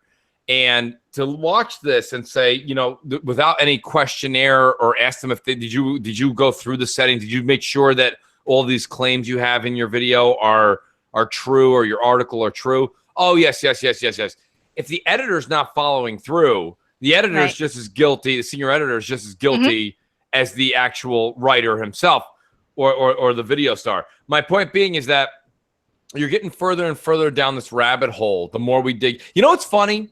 Here's my message to Jason Schreier over at Kotaku. He likes to dig. Dig on IGN. Because IGN literally has a lot of problems. Yeah. And that's the thing. And I sit there and you say, because like, listen, so lucky for me, I just got PSVR's Borderlands 2. And shout out to Chicken Spaghetti. Awesome, dude. Hooked me up with a code. I got it on Sunday night late. And literally, I mean, you guys know. And crap, I know. Oh, God. Get the chair out. Plug the thing in. Get everything up. Get it all calibrated. Bring the camera out. Here we go. For somebody who doesn't use VR on a daily basis, okay, or doesn't have a room dedicated to VR, it's a bit of a hassle. But I did last night. I actually played Astrobot. Thanks to Foxy, by the way. Foxy hit me up with a Foxy deal. Yeah, she said, "Hey Mooch, I know you've been asking $20, about this. $19.99. I couldn't pass it up. I picked that up. Deal. So I said, well, last night I got everything out right. It was like a Super Bowl for VR in Mooch's house. Okay, it was a whole production. The wings, chairs, everything, just for me to play this thing. So I get it all set up. I'm playing, and I said, "Do I want to do Borderlands?" And I knew Borderlands. I want to play that for hours. I love Borderlands. And I watched enough of the reviews, including Foxy's video. I'm going to play that game for 3-4 hours because I love Borderlands. But I said, let me play Astrobot. And let me tell you something. Astrobot's phenomenal. It's an absolute blast to play. If you have PSVR and you don't have Astrobot, big mistake. It is a way to fully experience VR for the first time that you could do a full 360, look behind you, play the game, and it does everything you want. It's got the jump. It's got the getting the lure. It's everything. Everything's there. The depth perception, all of that's there. And it's done in it's finally a game that's not a jump scare. You know, everyone's like, oh, you got to watch. Mooch, you haven't played Resident Evil 7? I own Resident Evil 7 in VR. I don't feel like that, okay? I don't want to put that on and have people jumping at me. That's not what I call fun. That is terror. Okay, getting back to video games. So it is an outstanding game. Astrobot is a fantastic game. But back to what Foxy said with a review, Borderlands is actually a decent VR game. And you can see that Gearbox put their time, sweat, blood, and effort into this game. And IGN comes out again right after the was his name Philip? The Philip catastrophe that happened with Dead Cells. They really should have been on what I would call high alert. Exactly. If I was senior editor, I'd be like, nothing gets posted till I review it. They're not putting out that much shit. You know, I mean, it's like especially now, there's like 5 games coming out a month. The senior editor can't be bothered to watch a 6-minute video. So, I mean, I wonder, I say, this is what you have to do. You've got to really take a look at what's going on and look at your output. Because if you're not reviewing it right now, every bit of credibility is under a microscope. And if they mess up, crap, I'm telling you, they're in a lot of danger because of what happened with Dead Cells and the plagiarism issues there. And now you have this situation where they yanked it and they're going to have it re-reviewed. If once IGN loses the credibility of a review, I really think they lose a lot of credibility and they're going to lose a lot of subs. Well, I mean, there was that with the Dead Cell stuff too. Remember? That's what I said, Philip, with Dead Cells. Yeah. Oh yeah. Sorry, I'm a little bit out of it. I'm glad you took a break during my rant. No, I was listening to your rant, man. You missed it, Crappy. He was saying good things about VR. You missed it. Yes. Man, damn it. This is why Crap's like, Mooch hates VR. And I'm like, what about that 20-minute rant? Hey, I don't think Mooch hates VR. Mooch just isn't like a VR advocate. That's all. No, I'm definitely not an advocate. It is quite the process, Crap. Mr. Mooch. Well, what do you guys think about the Razer wireless Xbox One mouse and keyboard? Particularly you, Aimbot. Like $250 for this stuff, right? Doesn't that seem like incredibly expensive? It definitely does. And like at the end of the day, they say you're going to be able to plug in your own mouse and keyboard or whatnot and make my life a living hell when Halo comes out. But other than that, $250 is absolutely insane, man. I don't. Oh man, I hope Snaps didn't see that yet. Like, I think she might want to dabble with the mouse and keyboard on the Xbox. Tell her to dabble with something a little cheaper. Yeah, you tell her that, and she buys an Oculus, man. So, like, I mean, yeah. what the hell are you gonna do? Yeah, I experienced VR as well, Mooch and Crap. I just want to let you know that. But no, $250, absolutely insane. You know, there are gonna be people out there that buy it. There's gonna be some people that are like, yo, this is gonna give me the advantage, and they're gonna want it for $250. I don't know. I think you're absolutely insane if you go and pick this up. My personal opinion. I think Yeah. you're paying more for the brand name than anything else because that's a popular brand that they're doing that marketing with. So that's what Well, you know that's what the price is. And I may have missed a little bit of. I heard him, but I didn't see if he shifted to a different brand. But Crap. One thing Crap said to me was, if you're gonna enjoy, VR, he kind of has his setup, so that he can access his VR where he puts the helmet on, sits down in his chair, and he's gaming. And let me tell you something. That's a big deal when it comes to VR. For people that keep their VR in a box or on the stand in a different room and then have to hook it up, trust me, it's a deterrent for why you play it every night.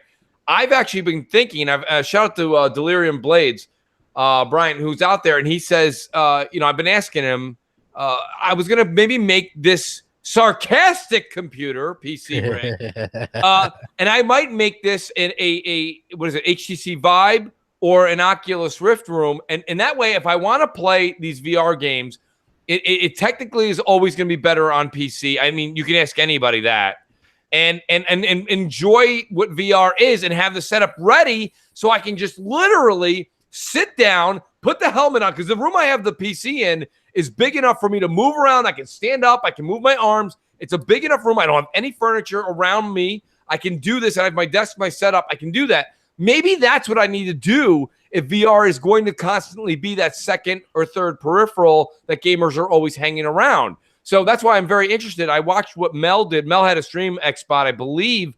If it wasn't early this week, it was on the weekend. Oh, she already had 5 streams, man. What are you talking about? Is there a way to do a stream without the border? Because when she does that border with it, it takes away from enjoying what she's actually I mean, there's a couple things you could do. You can zoom in on OBS and take the border out. It's not that big. You know what I'm saying? So you can zoom in and do that. You can create an overlay, which is something that I would do. Just a little kind of like, a little border, couple gaming characters and your name and stuff like that. I do stuff like that. Xbox, I got shout out to Sean, and I don't want to say his name wrong, but Sean, who did all of our amazing artwork. Shout out to Sean in the chat. Lebre, outstanding artist. He's in the chat. Sean says he has one. There's a few other people here. Guys, let me know in the chat if you don't mind. Just say, at Mooch, and then let me know. Are you guys playing the HTC Vive, or are you guys playing the Oculus? Because I've been told by many people in the industry that the Vibe is the way to go. Dude, we're going to actually, guess what? We're going to have. Which one, Don? The Vibe is a better product. I mean, it's not like the Oculus is bad or anything like that, but the Vibe is a better product. Well, we're actually going to have both in the house because our oldest, his grandmother loves to spoil him and everything like that. He's getting the Vibe for the holidays. So we're gonna have both in the house. I'll be able to try them both out. I do know the Vibe actually has a camera where you hit a button and you can automatically see what's going on around you while you have the goggles on. Like there's a camera that points out and you can see, so you're not like completely blind and you don't have to pull it up off of you. Just a window pops up and you can see exactly what's going on around you. Just little touches like that is cool. In other games also too is when you get closer to the edge of a wall, it will all kind of phase in the wall, so when you're not going to crash and punch a hole in your sheetrock sort of thing. Oh, nice. So, it'll help you out with that sort of stuff. So it'll detect other things in the room and kind of make sure you don't trip over your couch or your coffee table. So why, Don, and I don't want to take up too much of Crap show on this, but why is the Vibe a better product? Is it just better hardware itself? More powerful. Better tracking. It's just better tracking altogether. Do they still have the 4-point camera system? I haven't got anything new from those guys, so I don't know. I got like 3 VR headsets kicking around my house. But yeah, the one I have has the array where you have to set up the cameras. But I don't know if the new one's requiring that or not. I've heard rumors about it, but at my work they don't use the Vibe, so yeah, I can't really tell you. Okay, well, we'll do. Anyone who's following me on Twitter, let me know your opinion on that, and because I'll be honest with you, it seems to be a 50-50 split crap on whether Oculus or Vive is the way to go. Vive is better, but Oculus ends up having like some exclusives, believe it or not. So, well, there you go, and that matters. Yeah. So, Elemento Pino says Priscatella reported PSVR bundles haven't been selling well. Where is it console VR headed? I think Sony's doing console VR next gen. I think that's where it's headed. They're retooling, getting. What about Xbox crap? I got an idea about that. I don't think Xbox is doing it. Next gen 2, they're out. I think Xbox is going to do is if they do anything, they're going to go augmented reality first. And the reason why I would suggest that they do that first, or I would think that they would do that first, it's a lot easier to use AR and expand the screen on pretty much any game, right? When you're talking VR, you need dedicated software that, to get that VR experience. With augmented reality, at the end of the day, at the very least, you can just expand the screen out. You know what I'm saying? Using AR. So I think if they get into anything first, it's going to be augmented reality, and then kind of like wait on the virtual reality side when it comes to Xbox. Hey, I mean, you could be right. I know, Foxy, you're going to get in on all that stuff, right? No, I already made my video about VR. I'm done. I don't even know how we got back to this, to be honest. I thought we were talking about the keyboard for like a half a second. Crap tried to do a keyboard. We were like, keyboard. Yeah, I mean, $250. That's what a ripoff, right? Am I right? Like, if you're gonna spend that much, you could get like almost 2 Elite controllers. Holy crap! You know what I mean? Like, it ain't worth it because there ain't gonna be enough games to support that. Well, hopefully the keyboard doesn't break as quick as the Elite controller did. Shit! Too soon. R.I.P. My Elite control in the box. So Phil Spencer won this Game Industry Person of the Year, and there's a lot of people upset about this. Why? Kelly. Because they're like, what has he ever done? Oh, nothing but promises and this kind of stuff. So it was a pretty good thing that he won this or whatever, and Microsoft was like, oh, congratulations. And I think it's cool, you know what I mean? Like, look, Phil saved the Xbox brand, whether you like that or not. It's pretty much the truth, it was a deep shit, and now they're doing well, and he actually sold Microsoft on console gaming and gaming in general, and how it could be useful and make them money, and now they're going to use it. So I think it's cool. You know what I mean? I think it brings more recognition to gaming as well. What do you guys think about this? Mooch, I know you probably got an opinion on this. Yeah, I mean, I looked at it and I was like, well, Mooch said that he should win the award. Yeah, absolutely. I do agree with that sentiment. I don't know. I didn't think it was much at all, to be honest with you. Yes, what you just said was 110% accurate crap. So I won't rebuttal anything you said. You're right. He did save the Xbox brand. Does that mean that he should get that? Yeah, I mean, maybe for this year it is, because in all honesty, we wouldn't have all these SKUs coming out and all this discussion and the cloud gaming and this and that and the Anaconda, and you guys fill in the blank without Phil. However, I also look at it as like, you ever see like a sympathy award? Oh, really? I feel like the gaming media was like, you know what? Give it to Phil. He's here. Yeah, but these are really industry people. These are not the IGNs and the GameStops. Well, who's voting though? I'm pretty sure the media is voting. It's more developer base. Do you look at the resource of where it's from? I don't know. I don't know, and I don't pretend to know. To me, honestly, I mean, let's be honest. That magazine's probably about 8 people picked it up. I think that it's, I mean, it is what it is. Man. Well, it is crap. Give him some credit, man. Cold. Yeah. No, I don't think it's that big of a deal. I'm trying to give you a little bit of insight. It is industry based, where that reward comes from. So what that tells me is basically third parties happy with Phil and Phil's leadership. Mm-hmm. And that's actually a good thing. You want any platform provider, whoever's in charge, to get that award from this particular group of people. From any other, like the Game Awards is like, like what Jeff Keighley holds is a bunch of people like the IGNs and the GameSpots and all that sort of stuff. And, who they're not even really part of the industry. They're just kind of the outside looking in. what Phil got that award from is from people actually in the industry that make content. And so, yeah, it does mean a lot more in that situation. And it means that developers are happy with Microsoft. Yeah, and listen, Don, that's great. But here's the thing. All those guys that voted and are saying what you said, they also have tweets out be like, can't wait to work with you, Corey Balrog. And it's like, right? It doesn't matter. It's all not. Somebody in the chat, Raxel in the chat goes, who cares? Exactly. It's like, yeah, they said that. And again, it's like, give it to Phil. He's been doing some good stuff. You're not wrong, Don. You're not wrong. Good stuff. But what I'm saying to you is that, yeah, but here's the Xbot. What I'm saying at the end of the day, especially if it's what Don's saying, it's the third party folks. You know what third party people like more than Phil? The people have an install base of 100 million. That's what they love. So they're still good. So they're like, yeah, vote for Phil because you know what? The other people weren't even.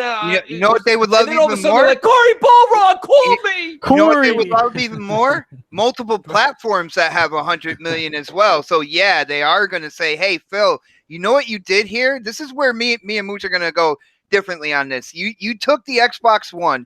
When you were in charge, you had to make tough decisions. Are you going to go and fix this whole power narrative, or are you going to put the funding that you do have into more games right now? He had to eat that, basically eat that decision, come out with the X. I knew that I already believed that they were going to come out with the S, but with the X. Hold on. Not only that, mending bridges, trying to mend bridges with the Japanese gaming community as well. You look at Game Pass and how he pushed that. You see what he did with Satya Nadella in terms of the leader of Microsoft getting that seat right next to him. Big boy table.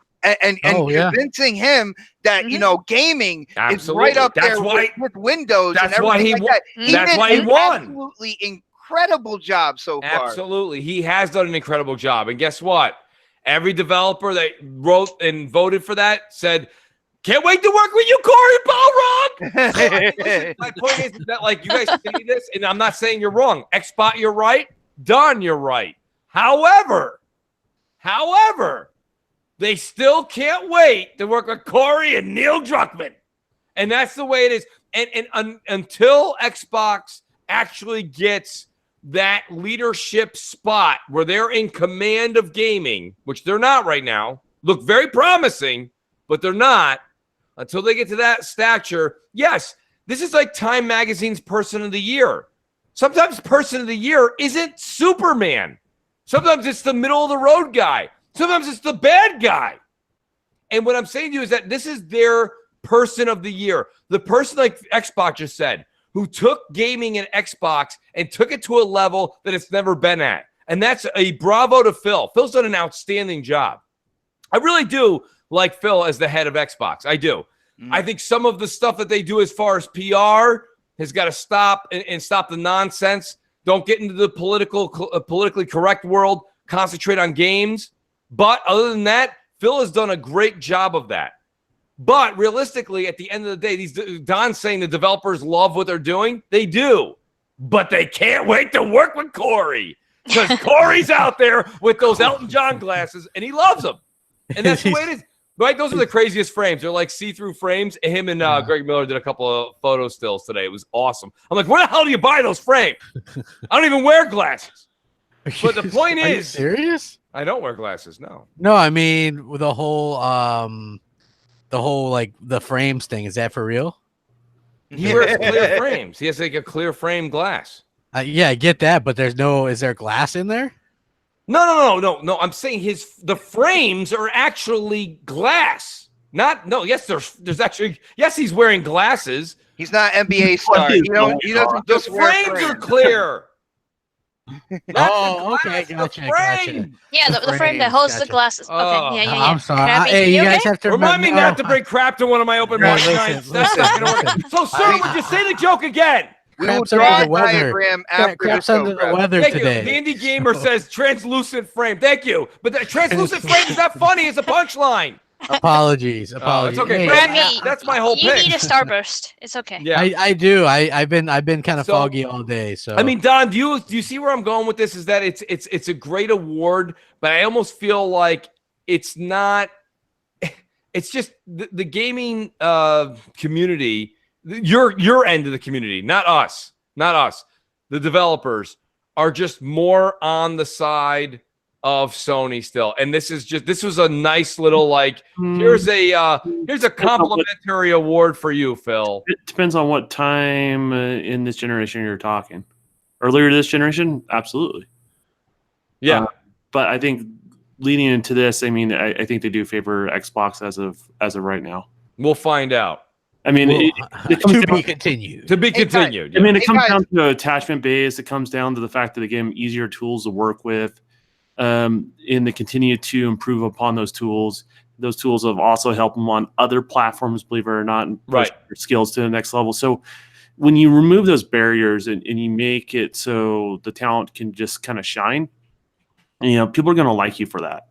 And when you're not, you know, I know a lot of people are like, well, crack the whip, Phil. Some of that backing off the gas sort of thing is what has led them to be more in favor with third party. So, I mean, at the end of the day, that's what's driving all this. So, you know, this award's not really for guys on this podcast or gals on this podcast. It's really for industry folks. It's showing that he's doing things right in the industry to the point where developers are going to take a closer look at what he's doing and possibly take part in the different programs he has going on. That's fine, and I think that's great. Xbot, I said you were right, and I think Don made a killer point right there. Chat. They were like, Mooch was like, yo, Xbot, you're right. Don, you're right, but I am more right. There's a new slogan. I like it. The only thing I'll say about this is I'm not going to praise a man for like doing his job. That's cool, and I agree with a lot of what. Foxy, nice. I'm just being honest, you know. But I'll give him a little bit of props because he is standing in front of everybody while they're throwing tomatoes at him. So props to him. But I'm not going to praise him. That's a great point, Foxy. You know, Fox, you said that you wouldn't work under Snaps after you saw her in VR and kind of give an order. I'm not sure if I would work under you. Like, that's right. Get that done. Like, be afraid, sir. Be very afraid. Hey, I want to talk about NPD. Those just came out. Pretty impressive stuff. I know. Yeah. Well, listen.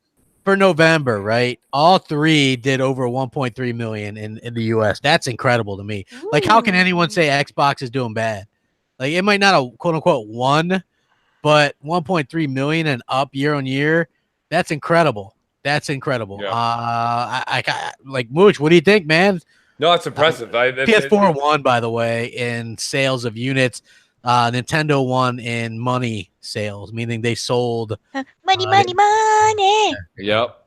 I mean, that's because they never put anything on sale. That's why. The industry's never been this healthy, and this news makes. I'm sure Don just poured himself an 18-year-old scotch as you said that. Yeah. You know, I mean, because it's good for everybody in gaming. It's good for gamers too. It's not just the business end of it. So, I mean, it is what it is. And Spider-Man 356 in the chat says no one cares about NPD. I think NPD holds less weight than it used to. Definitely. You know, but at the same time, it's still a metric that people use. It's healthy as hell crap. I mean, to be honest with you, it's still a shame. And this is what I was saying back when it comes to, you know, the award of the year goes to Phil on that magazine. Until Xbox wins the first place trophy in on their home turf for 3, 4, 5 months in a row, you know, Phil could come out and be like, oh, I love rainbows and I love little puppies and I love things, you know, I like things like, you know, whatever, you know, everything they love in Seattle. And it's like, that's great. But realistically, you know what he wants? He wants to win 5 months NPD. That's what he wants. And if he says no, I don't believe it. He'll take it, but Mooch, check this out. We talked at the beginning of the show. We talked about, you know, Xbox, and we talked about Sony getting into streaming services, everything like that. I mean, what do the MPDs mean when the streaming services come out? Like, what are the fanboys out there? What numbers are they going to cling on to? Do you think they're still going to cling on to the MPDs, even though the industry has moved beyond that? Hardware is still important, Xbox, especially moving into the next generation, because you've got Xbox that comes out themselves and saying to you, we are telling you that we're still not going to take away that box underneath your TV. Well, hardware's no good if no one turns it on. Right. So that's active user. Active user is the metric that makes sense. There's more direct correlation to people purchasing. But there's a 1-to-1 there, Don, because if you don't have the box on your TV, you can't actively use it. I get you. I get what you're saying, but there's a more direct correlation to active user. There is. I've been looking at it more and more over the years since Xbox Switch, and I get where you're coming from. And yes, you want more hardware and more homes, right? Absolutely. We all do. I mean, it's not pretend that's not something you want. But if someone buys hardware and doesn't turn it on, or they're buying a secondary console for their home, and they're not turning on both those boxes and not engaging with both those boxes, doesn't do anything for them. It doesn't do anything for them. So, realistically, active users, there is a direct correlation to that. I mean, that's why I've been, I give Bot a hard time behind the scenes about Destiny, but I love it. I have been looking at Destiny just as an example. The business model is about keeping users engaged. And what is a good metric for that, and what's not a good metric for that? And I'm still trying to figure that out. But the harsh reality is, when you have more active users, people buy more stuff. It's just simple. Simple. Yeah. But Don, to take that and run with that for a second, why would they take that software, right, which they want you to buy? That's the active user part. Yeah. And give it away for free on PS Plus for a month, and then give it away for free on the PC. My point being is that they want you to buy more stuff and stay in the ecosystem. I get that. Yeah. But you have to have the PS4 and you have to have a PC. Okay. So what I'm saying is, yes, where you and Bot are right is the future. But today and the foreseeable future, it's a 1-to-1 ratio still. It changes later. It does. Not later in the generation. Later in the generation. No. That's when people are right. Later in the generation is but early on. But Don, if you don't have a console or a PC at home and you want to play Destiny, you have to have the box and the software. Well, here's where I'm going. And that's what I'm saying. They still want, because there's there's hardcore gamers and people that are already owning now, and there's always new customers every day. Well, every day. Here's the thing, Mooch. At the beginning of the generation, when someone buys a console, usually that's their primary console.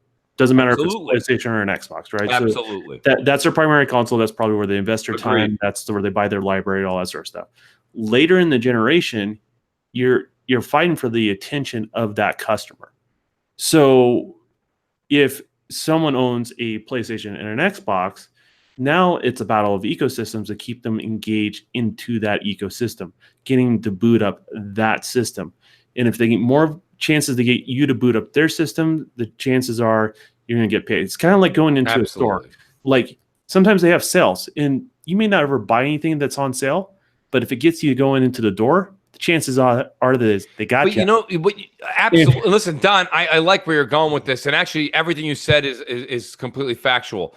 But you got to look at where Sony thrived this generation, even though what you're selling exists in Destiny and Division and other games as a service. Okay, you've got Spider-Man and God of War, games that are not multiplayer or anything like that, and it's the $200 Spider-Man edition is the reason that Sony won NPD again. And my point being is that them winning the last 2 months, even though we're in the era you're talking about, still shows the 1-to-1 ratio. But sell me on this. Okay, so someone buys a PlayStation for the Spider-Man. Yes. And they never boot on that system again. As a developer, what good does that do me? Well, it depends on what you're talking about here, though, Don. We're talking about the NPD. That's the consumer, not you, the developer. The NPD just shows one part of the metric. But it's a metric that shows you how many of these pieces of hardware are in people's homes, and where would you rather put your time and effort? Check this out, guys. With a larger install base. I'll put time and effort on the boxes that are turned on. Right, which is typically, listen, I got news for you. It goes back to the old hockey sentiment there. The more shots on goal, you can look at the numbers, it shows more goals scored. So if you have sports, but if you have 100 million versus 50 million, okay, the people using, listen, your odds are in favor of the 100. Check this out, guys. Speaking of sports, like we're talking about this now. This is like fourth quarter, right? 30 seconds left in a football game.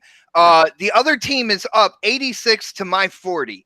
All right. What am I doing here? Am I talking and strategizing about trying to make a comeback, down by 46? Or am I planning next season already? Xbox is already planning next season. Yeah, but if you get to take that 86 score into the next season, you're still down 40 points. But there's no guarantee that Sony's going to do that. It is actually... Well, but see, that's you going on what you feel. This is me telling you that people were saying that Sony wouldn't have streaming on all devices, and now they will. So guess what, Xbot? People are saying, wait, you don't know. They're not going to have forward compatibility. Hey, real quick, let me pay some bills. Midway Monster says, just bought the robot white Fallout console, going to get Lockhart. Do you think Lockhart will do 4K 60 as lower tier?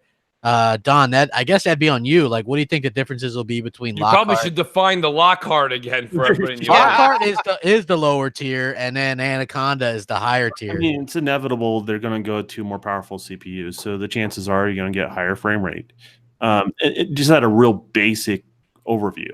But will developers choose to use the power in that way? That's yet to be seen, and I don't think that's going to be mandated by Xbox. Yeah, they're gonna let the developers pick, right? Just like with the X, and you could have probably a different mode where you could do 4K or 60. Because I'm hearing that one is gonna be a little bit more powerful than the X, and that's about it. Yeah, I don't. I wouldn't read too many rumors and read. Well, obviously, rumors, peeps. You guys are gonna have more power, Fox. The Lockhart. It's going to be mixed signals between now and February. I'm going to say that. Yeah. Well, I can tell you what, it's going to be an interesting year reporting on all these consoles. You know what I mean? Like, oh, it's Scarlet, it's Lockhart, it's Anaconda, it's next thing we know, we're in what the hell is that Top Gun movie, right? We got Maverick. Why would they change it from codename Scarlet to codename Anaconda? You know why, Mooch? Why, Mooch? Because everybody wants that Anaconda, man. I'm just saying. Everybody. No, not everybody does it. I don't know about this. So, I don't. Generalities, people. I'd rather have the Scarlett Johansson leaks. Yay! Scarlet GIF. Yes. Jamie, if you're listening, keep the Scarlet ones coming. I don't want any snakes anywhere near. Hey, snakes! Scarlet. Snakes. Who's the snakes? Who's snakes? I don't know no snakes. Snakes you keep talking about. I don't know no snakes. I think you guys are right. I hear a little bit of an echo. That's got to be. I didn't do anything. I didn't do it's anything. But it's Xbot. Oh, hey, Mooch. You know what? They ruined that damn Call of Duty game today. What'd they do? Because I heard nothing but good things. They added this new character, right? Okay. And she is so OP, dude. She just she is. She like her power. You know how like when you play regular like TDM or whatever, her like superpower is it's like this hacking thing where you can't see anything specifically on your talking about radar. Overwatch? No, well you would think so, right? And Sabra. then like you can't use any of your kill streaks while that's going on, and it lasts for like I think 45 seconds. I don't know. Like honestly, I had such a little amount of fun that I was hold on. Allow me to be David Blaine real quick, the trickless magician. Hold on. Wait. Ready? Crap. Wait a week and they'll fix the OP. Boom. Thank you. There you go. I just David Blained your problem. I thought they ruined Call of Duty at launch this year. I like that one. I'm enjoying Call of Duty, and I got news for you. I'm enjoying. I'm you playing also Blackout. enjoy Fallout 76. Yeah, which is absolutely great. Which is, by the way. Oh no, somebody's tweeting it out. Hold on a second. Wait a second. Oh, yeah, no, FedEx. No, you want to send that to Xbot 448? Yeah, no, it's a full plate of crow. Yeah, they. Thank you. Oh man, the game is working great. The game is playing great. Now all the bad. Listen, pile on. Right now they're like, I heard Bethesda doesn't even give you your stamp back when you get out of here. Hey, is Mooch on the top of Mount Kilimanjaro screaming down at the people? Yes, it's funny. Elemental Pino says, Don, would devs care more about selling 2 million on a 100 million install base or 5 million on a smaller base? Depends on the active user base. That's what they care about, and what system actually has a higher attach rate. So you get there's three pieces to it, right? There's active user base, there's attach rate, and then how many consoles are on the market, and you have to weigh out all three of those things to make your best decision. Because if I can take the same analogy that Mooch was talking about, technically Xbox has the biggest install base when you include the fact that every Windows 10 PC has Xbox on it. And so me as a developer, I can choose to do that. But if people are not actually using that store base, they're not actively using that on a PC, that number doesn't mean anything to me. Yeah. So like they have to be active on those storefronts. Install base is just not one part of the puzzle. You got to weigh out all of it, especially if you're taking big risks. So I mean, third-party publishers are going to do all the consoles, so it really doesn't matter, exception probably maybe Nintendo because of power discrepancies. But yeah, for the most part, if you're in a situation like me where I don't have the capital to do on all the consoles, I got to make the hard choices. Yeah. In regards to that, and it doesn't mean I hate one platform or another, but I have to look at all those sort of things and what audience that I can be successful with first. You look at the way games are made nowadays. It is very, very rare to see a single player game come out that has no DLC, has no microtransactions, anything like that. At the end of the day, if I was a developer, if I was making a certain game like an RPG or something like that, I would want to know what platform, the RPG gamers are being the most constant and are online and are active and are, spending money on different kind of like add-ons and purchases within games and stuff like that. And that's where I would go first with my game if I could. Yeah. I mean, but if you have the capital, you would release on as many platforms as possible. Oh yeah, definitely. If you have the capital, you do it. But when you don't have the capital, that's when you're put in an odd spot, and you have to weigh out all three of those things and make a bet. And sometimes people make wrong bets. I mean, look at Cliffy B in his situation. There was a huge install base there, and it didn't go well for him. Well, it wasn't a bad game necessarily. It just was. You talking about Lawbreakers? Yeah, I mean, it's not that it was bad, or it's. Well, I mean, there's other factors. Now he's not making any game. Other factors. We all get it, but what I'm saying is, it's not a guaranteed. It's an Overwatch clone. That's the problem. Is you have to be careful when you go and mimic something. Okay, look at what. And you got to give credit where credit's due. I know a lot of people don't like Fortnite because it's not cool, or now it's cool to not. I don't know. It's always cool to not like it, or it's cool not to whatever. Right? It depends on who you talk to. It's so cool. It's not cool anymore. It's so cool that it's not cool. Exactly. Thank you, Fox. Well put. Somebody put that on a shirt. Listen, I think that the thing is, Epic did it right. They took something that was absolutely one of the. I still love Battle Royale, and the point is, I'm playing Blackout, and I'm loving it. And to be honest with you, that they kind of took a 60 frame look at it, made it like buttery smooth, made some fun outfits, and took the game to another level. Where you have Bluehole, who couldn't get they were tripping over. They had like 2 left feet. They couldn't get out of their own way. They were just a mess. And I like now, like PUBG, I still follow them on Twitter. They're like, I hope everyone's enjoying our snow map. I want to like do like hashtag quiet because you guys effed up so bad and you didn't ask for help when you had Microsoft right there in your back pocket. They could have sent the Microsoft. And you notice we didn't get any kind of numbers on the first week of PUBG on PS4. No, that was terrible. So, and that's the problem with games as a service is your customer base is totally dependent on your customer's last experience. And if you continue to provide experiences that are not fun or not enjoyable or glitchy or things along those lines, you only get so much goodwill from gamers before they abandon you. So, I mean, that's the negative side to games as a service if you're not prepared or ready for, what people are buying or purchasing. So, yeah, I think you're right. Like, I think it's going to be interesting to see how this all kind of plays out. What did you guys do with your year in review? Pretty good stuff? Yeah. Actually, I took some snapshots. I didn't tweet everything out like everybody did. I did better this year. So I got 1% in gamer score. I got 6% in you played enough to be in the top 6%. And then I got 2% for achievement. So 1, 6, and 2. Yeah. I really think that I did pretty good this year, better than last year. The thing is, I think that they cut off when they start like gathering up the information at a certain point because they didn't have Red Dead 2 in there for me, and I know I put 70 some hours. I think they stopped like halfway through October or something. I don't know. It must have been. Yeah, it's October 31st according to Xbox. Yeah, and so they didn't have all the hours. No big shocker, but mine was Destiny 2 crap. You know what my number one gameplay was PUBG. What? Yeah, PUBG. Really? That was your most played game? That was my most played game, PUBG was second for me. Number one was definitely Destiny 2 with 774 hours. Jeez. That's not the thing to be proud of. Oh, I'm smiling right now, brother. Smiling. Oh man, I'm putting that trophy right up there. It's still 2018. I think Don just got Podcast of the Line award. Oh man, that is hell yeah. What that the is hell, amazing. Don? You guys won't Don's a believe. developer, Xbod. I know. You should be encouraging this. I want people to play games, but I also want people to play other games too. Like dang. if someone that plays that, You're not wrong. like, You're just not wrong, one sir. game. Like, come on. So, All right.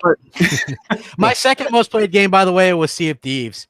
I have over 100 hours. Shocker. Yeah, over 100 hours on that game. What did you? I had about 140 or 150 hours in Destiny 2, which is, that doesn't hold a can. There's people who put 150 hours into Destiny 2 in like 8 days. So, yeah. It is what it is. But yeah, I think so too. Go ahead, Foxy. No, I was just saying, guess what was my first most played game? I want to hear. Gears 4. Nope, that was I think my third. It was Call of Duty World War II. Wow. Yeah, I know, right? I was like, wait a minute, what the hell? I forgot about that game. Apparently, Fox likes boots and high tops and like pistols. Congratulations, Old school Fox. soldier boys, yes. And I'm sure I'm gonna probably get a gift from Mooch here any second now. Oh, it should be coming, crap. Yeah, it absolutely.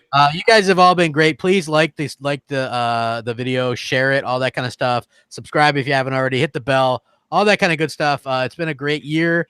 I really appreciate all the support. Make sure you guys subscribe to all these people and check out their stuff. It's really a great time of year, and I appreciate you guys. I really do. I think it's been a hell of a year for me personally, like on YouTube and personally everything. It's been a really wild and crazy year, ups and downs all over the place, but ending on the right note, in my opinion. Booch, what do you got going on, man? I know this is the last week for podcast for us. So. Yeah, taking the rest of we have Crossfire 7 p.m. Eastern time on Friday. And I'll be honest with you, crap. Looking forward. I'm gonna grab a bunch of people, and it's gonna be just a lot of fun. I want to talk about experiences, gaming, their favorite games, what's going on. So it'll be a lot of your favorites on YouTube coming on this Friday, and then it'll be the last Crossfire for the year, and then we'll start up in January. Is that why you asked me to skip the show? I'm not skipping it, man. You're kidding me, Xbox? I'm going in. You are the premier, my friend. No. So we got that, and then me and Crap, Gadang, our great producer on MNC, he's a little under the weather. He's in the chat right now. So if Gadang's filling up to it, we will have an MNC tomorrow. He may be able to rebound. If not, we'll still work something out for you tomorrow night. But yeah, listen, guys, outstanding year. You'll hear more of my Mooch speech on Friday night. But thank you, everybody, for enjoying Xbox Nation this year. It's been a great year. Crap, been an awesome run, for 2018. We've had a good time and a great panel tonight, guys. So enjoy time with your loved ones and family and friends for the holiday. And we hope you catch you on the Mooch 78's channel, 7 p.m. Eastern time on Friday night. Absolutely. Foxy, what do you got going on? I know you just put out that kick-ass scathing expose on IGN. Slapping IGN around, always. But no, I just want to say thank you to everybody in the chat for hanging out with us in the last show of the year. So I hope everybody has a great holiday and has a great time with their families and all that good stuff. I hope Salty feels better and yes. his daughter as well. Salty. Yes. Me and him just hit milestones on our subscribers, so shout out to our subscribers. And what else? Oh, I think that's it. I mean, other than that, I'll see you guys next year for sure. We'll be back on here. See you next year. Have you guys seen this this Battlefield 5 console they're giving away? They're like, tag your 3 friends. That would be an excellent console to actually, Yeah. make sure you tag at Mooch 1978 and also Crapgamer. See if you get I did. I've been getting tagged a few times. I tagged you and Foxy in there. Yeah, I got tagged. Yeah, it's pretty cool. You know, I That's enjoy the that. only time they do custom consoles. What? Oh, Exactly. They're doing. They're like too lazy to do it. They're like, hey, let's make 5, and here you go. You can win them. Xbot, what do you got going on, my friend? Well, of course, I am going to be on Crossfire. You know, whether or not Mooch likes it or not, I am not missing that episode. I want absolutely not, buddy. You'll be there. I want to see everybody in the chat that was here tonight. Definitely there for Crossfire, and then of course Saturday, 7 p.m. is the next podcast, and we are going in on a bunch of topics. I can't wait to do that. You know, it's great to be on other shows, but you know, there's no place like home. So every Saturday, I get really hyped for that show as well. Guys, it's been an absolute blast. Crap. Got to be careful, man. I'm starting to feel comfortable here on Wednesday. I don't. Yeah, you know, I was talking to tell you? Foxy, and she's like, "You should just have him be on the show all the time." And I was like, "Hey, you know, whenever he can make it, I'm like, what do you mean? He's permanent now, right, Crappy? Yeah. He's like, oh. I got Fox in my corner. That's all I need right now. Oh, yeah. All I need. Shinsei, thanks for the donation. Really appreciate it. And we've got the Don. What's going on, man? What's going on? Man, I got things happening. There's things going up on my YouTube channel at the first of the year. I'm going to start doing live streams, so you guys get to see some development diaries on character creation and that sort of stuff in 3D. And you're going to get a lot more opinions of, well, Don's takes on things. So, nice. So soon I'll start posting that stuff on Twitter. It's my holiday gift to you guys. You guys have supported me, so I figured it's time to give a little bit more back. So give a little bit. I'm He's gonna make videos about grilling stuff, I think, or doing smoke. I'm waiting for the tribute to Xbot 448 video on the Don's channel. I know it's coming. Well, exactly. I mean, I can post it, but you'll never see it because you'll be playing Destiny. Oh, yeah. Oh, Destiny. Poor Destiny. Touche, sir. No, real quick, Crap, if you don't mind, I'm going to give a quick shout out. Good dang from our MNC show. He says on Crossfire, if you guys come in 7 p.m., he's going to be dropping $10 Xbox codes throughout the show. So shout out to Good dang, man. Awesome dude. You know, he kind of, someone I just ended up gaming with, has amazing talents, has a great YouTube channel himself. And he's been an unbelievable help for me and Crap and getting the show back on its legs. And I got news for you guys.